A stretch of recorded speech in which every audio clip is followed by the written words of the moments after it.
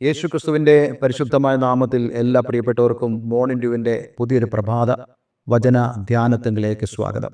കഴിഞ്ഞ ഏതാനും ദിവസങ്ങളായി ദൈവസ്നേഹത്തെക്കുറിച്ച്, നമ്മളിൽ ദൈവസ്നേഹം ഉണ്ടോ, അങ്ങനെയാണെങ്കിൽ നമ്മൾ മറ്റുള്ളവരെ സ്നേഹിക്കും എന്നുള്ള വളരെ പ്രധാനപ്പെട്ട സന്ദേശമാണ് നമ്മൾ കേട്ടുകൊണ്ടിരിക്കുന്നത്. പ്രത്യേകിച്ച് നമ്മൾ ഈ ദിവസങ്ങളിൽ ചിന്തിക്കുന്നത് 1 യോഹന്നാൻ 4 അധ്യായം അതിൻ്റെ 7 മുതലുള്ള വാക്യങ്ങളാണ്. കഴിഞ്ഞ ദിവസം നമ്മൾ കർത്താവ് യേശുക്രിസ്തുവിലൂടെയുള്ള ആ ദൈവസ്നേഹത്തിൻ്റെ വലിയ ശ്രേഷ്ഠതകളെക്കുറിച്ചാണ് നമുക്ക് സംസാരിക്കാനിടയായി തീർന്നത്. ഞാൻ ഇന്ന് നിങ്ങളോട് സംസാരിക്കാൻ ആഗ്രഹിക്കുന്നത്, നമ്മളുടെയൊക്കെ പലപ്പോഴുമുള്ള പ്രതികരണങ്ങളിൽ അല്ലെങ്കിൽ സംസാരങ്ങളിൽ നമ്മൾ പറയാറുള്ള ചില കാര്യങ്ങളുണ്ട്. അതിൽ ഒരു വളരെ പ്രധാനപ്പെട്ട കാര്യം, പലരും അവകാശപ്പെടുന്നു ദൈവം എന്നോടുകൂടെ ഉണ്ട്, അല്ലെങ്കിൽ ദൈവം എന്നിൽ വസിക്കുന്നു. അതിന് പലപ്പോഴും പലരും പല തെളിവുകൾ നൽകാറുണ്ട്. അതിൽ എന്നെ ചിന്തിപ്പിച്ചതായ ചില തെളിവുകൾ ഞാൻ നിങ്ങളുമായി ഷെയർ ചെയ്യാൻ ആഗ്രഹിക്കുന്നു. ചില ആളുകൾ പറയാറുണ്ട്, ഞങ്ങൾ ഇന്ന് പാട്ട് പാടിയപ്പോൾ, ദൈവത്തെ ആരാധിച്ചപ്പോൾ എല്ലാവരും നല്ലവണ്ണം തുള്ളി ദൈവത്തെ മഹത്വപ്പെടുത്തി, ഭയങ്കര ശബ്ദവും ഭയങ്കര ഉച്ചത്തിൽ ഞങ്ങൾക്ക് എല്ലാവർക്കും ദൈവത്തെ സ്തുതിക്കാൻ കഴിഞ്ഞു. അതിൻ്റെ അർത്ഥമെന്ന് പറയുന്നത്, ഞങ്ങളുടെ നടുവിൽ കർത്താവ് ഉണ്ടായിരുന്നു. അതെ, അങ്ങനെ സ്തുതിച്ചവരായ, അങ്ങനെ ആരാധിച്ചവരായ ഞങ്ങളിൽ ഓരോരുത്തരിലും കർത്താവ് ഉണ്ടായിരുന്നു. അതേപോലെ തന്നെ ചില ആളുകൾ പറയാറുണ്ട്, എനിക്ക് ദൈവത്തെക്കുറിച്ച് ചിന്തിക്കുമ്പോൾ എൻ്റെ ശരീരത്തിൽ പ്രത്യേക ഫീലിങ്സ് ഉണ്ടാകുന്നുണ്ട്. ചില ആളുകൾ പറയാറുണ്ട്, എനിക്ക് പ്രസൻസ് അനുഭവിക്കാൻ കഴിയുന്നുണ്ട്, സാന്നിധ്യം അനുഭവിക്കാൻ കഴിയുന്നുണ്ട്. പക്ഷേ വിശുദ്ധ വേദപുസ്തകത്തിൻ്റെ അടിസ്ഥാനത്തിൽ ദൈവം നമ്മളിൽ വസിക്കുന്നു എന്നുള്ളതിൻ്റെ തെളിവ് ഈ പറഞ്ഞ ഒരു കാര്യവുമല്ല. ഒരുപക്ഷെ നിങ്ങൾക്കതൊരു അനുഭൂതിയായിട്ടോ അനുഭവമായിട്ടോ തോന്നുന്നുണ്ടാകാം. അതേപോലെ തന്നെ ചില ആളുകൾ പറയാറുണ്ട്, ഞാൻ ദൈവത്തെ കണ്ടു. പക്ഷേ വിശുദ്ധ വേദപുസ്തകം എന്താണ് പറയുന്നത്? കഴിഞ്ഞ ദിവസം നമ്മൾ വായിച്ചതായ വാക്യം തന്നെയാണ് നമ്മൾ ഇന്നും വായിക്കുന്നത്. 1 യോഹന്നാൻ 4 അധ്യായം അതിൻ്റെ 12 വാക്യം, ദൈവത്തെ ആരും ഒരു നാളും കണ്ടിട്ടില്ല. ഇങ്ങനെ പറയുമ്പോൾ നമുക്ക് എങ്ങനെ പറയാൻ സാധിക്കും ഞാൻ ദൈവത്തെ കണ്ടു എന്നുള്ളത്? ഒരുപക്ഷെ നിങ്ങൾക്കുണ്ടാകുന്ന ഏതെങ്കിലും ഒരു ദർശനമായിരിക്കാം, ഒരു സ്വപ്നത്തിൻ്റെ ഭാഗമായിരിക്കാം, അല്ലെങ്കിൽ ഒരു ഫീലിംഗ് ആയിരിക്കാം. പക്ഷേ വിശുദ്ധ വേദപുസ്തകം പറയുന്നുണ്ട്, ആരും ദൈവത്തെ ഒരു നാളും കണ്ടിട്ടില്ല. അപ്പോൾ ഇങ്ങനെയുള്ള കാര്യങ്ങളൊക്കെ നമ്മൾ പരിശോധിക്കുമ്പോൾ എന്താണ് വിശുദ്ധ വേദപുസ്തകം ഇതിനെക്കുറിച്ച് പറയുന്നത്? ഈ ദിവസങ്ങളൊക്കെ നമ്മൾ പരിശോധിക്കുന്ന ഒരു കാര്യം അതാണ്. നമ്മളിൽ ദൈവം ഉണ്ട് എന്നുള്ളത് നമ്മൾ എങ്ങനെയാണ് അറിയുന്നത്? ഞാൻ ഏതെങ്കിലും ഒരു സഭാ സംഘടനയുടെ ഭാഗമായതുകൊണ്ട് എന്നിൽ ദൈവം ഉണ്ടെന്ന് എനിക്ക് പറയാൻ സാധിക്കുമോ? അതേപോലെ തന്നെ ഞാൻ ഏതെങ്കിലും ഒരു പാരമ്പര്യ തറവാട്ടിൽ ജനിച്ചതുകൊണ്ട്, ഒരു ക്രിസ്ത്യാനിയായി ജനിച്ചതുകൊണ്ട്, മാമോദിസ ഏറ്റതുകൊണ്ട് എനിക്ക് പറയാൻ സാധിക്കുമോ കർത്താവ് യേശുക്രിസ്തു എന്നിലുണ്ട് എന്നുള്ളത്? വിശുദ്ധ വേദപുസ്തകം എന്താണ് ഇതിനെക്കുറിച്ച് പറയുന്നതാണ് നമ്മൾ ചിന്തിക്കുന്നത്. നമ്മൾ മുമ്പ് പരാമർശിച്ച വാക്യം തന്നെ 1 യോഹന്നാൻ 4 അധ്യായം 12 വാക്യം വായിച്ച് നമുക്ക് അല്പസമയങ്ങൾ ദൈവത്തിൻ്റെ വചനം ധ്യാനിപ്പാൻ ദൈവം നമ്മെ സഹായിക്കട്ടെ. ദൈവത്തെ ആരും ഒരു നാളും കണ്ടിട്ടില്ല. ഇത് വിശുദ്ധ വേദപുസ്തകത്തിൻ്റെ ഒരു അടിസ്ഥാന പ്രമാണമാണ്. ദൈവത്തെ ആരും ഒരു നാളും കണ്ടിട്ടില്ല. മോശയെക്കുറിച്ച് നമുക്ക് കാണാൻ കഴിയുന്നുണ്ട്. മോശെ ആഗ്രഹിച്ചു ദൈവത്തെ കാണുവാൻ, മുഖാമുഖമായി കാണുവാൻ. മോശയുടെ ആഗ്രഹത്തിന് ഭാഗികമായൊരു ദർശനം നൽകി ആ ദൈവദാസനെ ദൈവം സംതൃപ്തിപ്പെടുത്താനിടയായി തീർന്നു. അതേ ദൈവത്തെ ആരും ഒരു നാൾ കണ്ടിട്ടില്ല. അപ്പോൾ അങ്ങനെ ദൈവത്തെ കാണാതിരിക്കുമ്പോൾ തന്നെ നമ്മളൊരു കാര്യം മനസ്സിലാക്കണം, പിന്നെ എങ്ങനെയാണ് നമ്മൾ ദൈവത്തെ അനുഭവിക്കുന്നത്? അപ്പോസ്തലനായ പൗലോസ് തൻ്റെ നിജപുത്രനായ തിമോഥെയോസിനെ ലേഖനം എഴുതുമ്പോൾ 1 തിമോഥെയോസ് 1 അധ്യായം 17 വാക്യത്തിൽ വളരെ വ്യക്തമായി പറയുന്നു, ദൈവത്തെ പരിചയപ്പെടുത്തിക്കൊണ്ട് നിത്യരാജാവായി അക്ഷയനും അദൃശ്യനുമായ ഏക ദൈവത്തിന് എന്നേക്കും ബഹുമാനവും മഹത്വവും. നോക്കൂ, ഇവിടെ കൊടുത്തിരിക്കുന്ന ഒരു പ്രധാനപ്പെട്ട വാക്ക് അവൻ അദൃശ്യനാണ് എന്നുള്ളതാണ്. അതായത് നമ്മളോടുള്ള ബന്ധത്തിൽ ദൈവത്തിൻ്റെ നേച്ചർ അദൃശ്യമായ നേച്ചറാണ്. ശമരിയക്കാരിയായ സ്ത്രീയോട് കർത്താവ് യേശുക്രിസ്തു വളരെ വ്യക്തമായി സംസാരിക്കുമ്പോൾ ദൈവം ആത്മാവാണെന്നുള്ള സത്യം യേശുവിടെ പറയുക. യേശു ദൈവമാണ്, പക്ഷേ യേശു മനുഷ്യത്വത്തിൽ ആയിരിക്കുന്നു. പക്ഷേ പിതാവായി ദൈവത്തെ കർത്താവ് യേശുക്രിസ്തു പരിചയപ്പെടുത്തുന്നത് ദൈവം ആത്മാവാണ് എന്നുള്ളതാണ്. അപ്പോൾ അങ്ങനെ പറയുമ്പോൾ തന്നെ നമുക്കൊരു കാര്യം മനസ്സിലാക്കാൻ സാധിക്കും, ആത്മാവാകുന്ന ദൈവത്തെ ഒരു മനുഷ്യനും കാണുക അസാധ്യമാണ് എന്നുള്ളത്.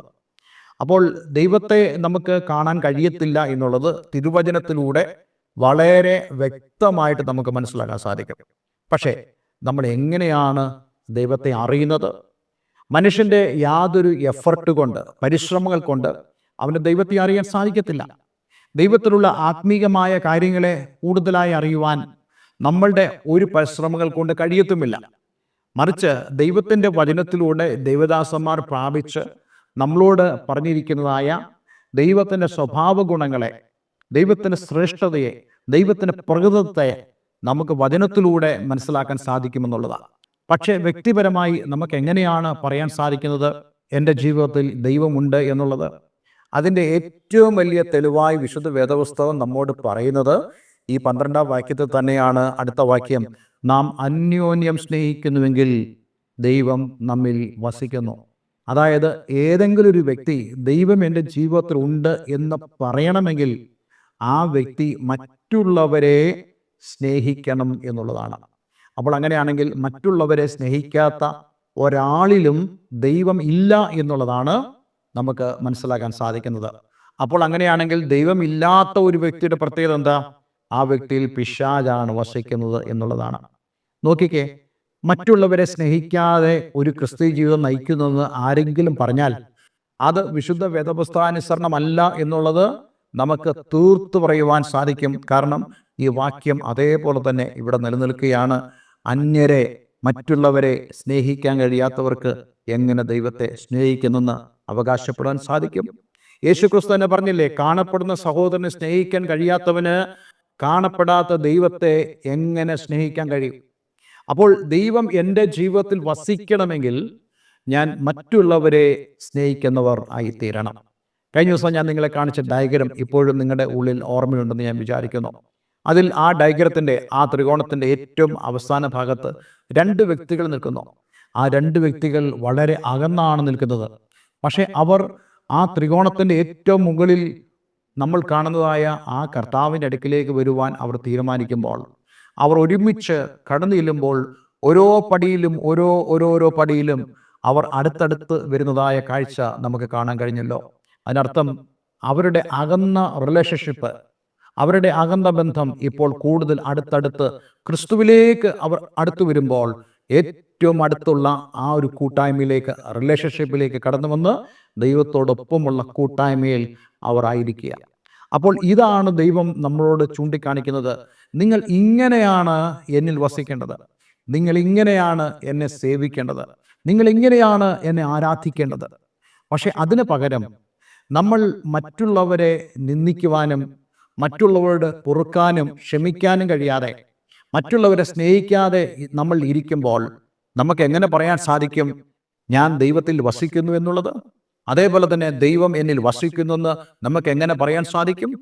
ആത്മീയരായ നേതൃത്വങ്ങൾ പോലും ഈ ഒരു വിഷയത്തിൽ അവർ ദൈവത്തോട് വളരെ അകന്നാണ് നിൽക്കുന്നു എന്നുള്ള കാര്യം നമ്മൾ മറന്നുപോകരുത്. അവർ ദൈവത്താൽ നിയന്ത്രിക്കപ്പെടുന്നില്ല. കാരണം അവർ പരസ്പരം ചെളി വാരിയെറിയുമ്പോഴും അവർ പരസ്പരം കലഹിക്കുമ്പോഴും ഒരിക്കലും രമ്യതപ്പെടാതെ അവർ നിൽക്കുക വഴി ലോകത്തോട് അവർ വിളിച്ചു പറയുന്നത് ഞങ്ങളുടെ ജീവിതത്തിൽ യേശു ഇല്ല എന്നുള്ളതാണ്. ഇന്നെന്നെ കേൾക്കുന്ന പ്രിയമുള്ളവരെ, നമ്മൾ അങ്ങനെ ആയിത്തീരരുത്. നമ്മൾ എപ്പോഴും ദൈവവചനപ്രകാരം ആയിത്തീരേണ്ടത് വളരെ ആവശ്യമാണ്. ദൈവം അദൃശ്യനാണ്. നമുക്കറിയാം ദൈവം അദൃശ്യനാണ്. ഒരാളുടെ ജീവിതത്തിൽ ദൈവം ഉണ്ടോ ഇല്ലെന്നുള്ളത് നമ്മുടെ നഗ്നനേത്രം കൊണ്ട് കാണുവാൻ കഴിയത്തില്ല. പക്ഷേ കഴിഞ്ഞ ദിവസം ഞാൻ നിങ്ങളോട് സംസാരിച്ചതുപോലെ വൃക്ഷത്തെ ഫലം കൊണ്ട് തിരിച്ചറിയാം എന്നുള്ളതുപോലെ എനിക്ക് മറ്റുള്ളവരെ സ്നേഹിക്കാൻ കഴിയുന്നില്ലെങ്കിൽ ഞാൻ ദൈവസ്നേഹത്തിൽ വസിക്കുന്നില്ല, ദൈവം എൻ്റെ ജീവിതത്തിൽ ഇല്ല എന്നുള്ളതും സത്യമായൊരു കാര്യമാണ്. പക്ഷേ എനിക്ക് മറ്റുള്ളവരെ സ്നേഹിക്കാൻ കഴിയുന്നുണ്ടെങ്കിൽ വാസ്തവമായിട്ടും എനിക്ക് പറയാൻ സാധിക്കും, അതേ ദൈവം എൻ്റെ ജീവിതത്തിൽ വസിക്കുന്നു, ഞാൻ ദൈവത്തിൻ്റെ സ്നേഹത്തിൽ വസിക്കുന്നു എന്ന് മാത്രമല്ല അവൻ്റെ സ്നേഹം നമ്മിൽ തികഞ്ഞുമിരിക്കുന്നു. അതായത് ദൈവത്തിൻ്റെ നമ്മോടുള്ള സ്നേഹം യേശുക്രിസ്തുവിനെ നൽകുക മാത്രമല്ല, കഴിഞ്ഞ ദിവസം നമ്മൾ ചിന്തിച്ചു, പിതാവായ ദൈവം യേശുക്രിസ്തുവിനെ നമുക്ക് വേണ്ടി അയച്ചതും അതേ നമ്മുടെ പേർക്ക് കർത്താവ് യേശുക്രിസ്തു യാഗമായി തീർന്നതും ആ സ്നേഹത്തിൻ്റെ പ്രകടനമാണ്.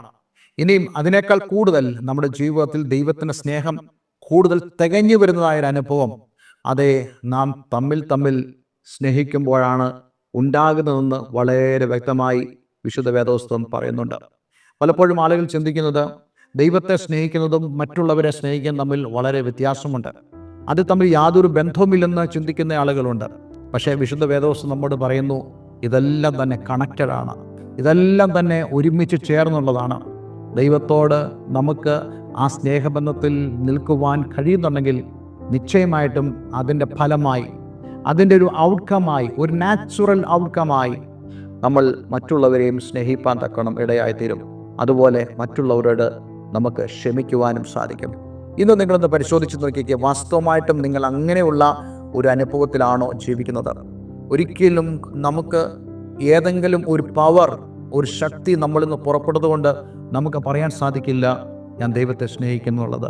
ഏതെങ്കിലും ഫീലിങ്സ് നമ്മുടെ ശരീരത്തിൽ നമ്മൾ അനുഭവിക്കുന്നെങ്കിൽ നമുക്ക് പറയാൻ സാധിക്കത്തില്ല ദൈവം എന്നെ സ്നേഹിക്കുന്നെന്നോ ഞാൻ ദൈവത്തെ സ്നേഹിക്കുന്നെന്നോ ദൈവം എന്നിൽ വസിക്കുന്നെന്നോ. അതുകൊണ്ട് പ്രിയമുള്ളവരെ, നമുക്ക് മറ്റുള്ളവരെ സ്നേഹിക്കാൻ കഴിയുന്നുണ്ടെങ്കിൽ മാത്രമേ നമുക്ക് പറയാൻ സാധിക്കുള്ളൂ ഞാൻ ദൈവസ്നേഹത്തിൽ വസിക്കുന്നു, ദൈവം എൻ്റെ ഉള്ളിലുണ്ട് എന്നുള്ളത്. അതിനുവേണ്ടി ഞാൻ നിങ്ങളെല്ലാവരും ഇന്ന് ആഹ്വാനം ചെയ്യുന്നു. ഒരു നിമിഷം നമുക്ക് ദൈവസ്ഥാനിൽ പ്രാർത്ഥിക്കാം. സ്വർഗ്ഗപിതാവേ, ഇന്ന് ഞങ്ങളെ കേൾപ്പിച്ച വളരെ മനോഹരമായ സന്ദേശത്തിനായി സ്തോത്രം. പലപ്പോഴും ഞങ്ങളുടെ ജീവിതത്തിൽ മറ്റുള്ളവർ വേണ്ട, മറ്റുള്ളവർ ഞങ്ങൾക്ക് ഒന്നുമല്ല എന്നുള്ള ചിന്താഗതിയിൽ ഞങ്ങൾ നിൽക്കുമ്പോൾ ഞങ്ങൾ മനസ്സിലാക്കുന്നു ഞങ്ങൾ ആ യഥാർത്ഥ ദൈവസ്നേഹത്തിൽ വസിക്കുന്നില്ല എന്നുള്ളത്. ഇന്ന് ഞങ്ങളുടെ പാപങ്ങളെ ഞങ്ങളോട് ക്ഷമിച്ച് വാസ്തവമായിട്ടും ആ ദൈവത്തിൻ്റെ സ്നേഹത്തിൽ വസിക്കുവാൻ തക്കവണ്ണം അങ്ങ് ഞങ്ങളെ സഹായിക്കണമെന്ന് പ്രാർത്ഥിക്കുന്നു.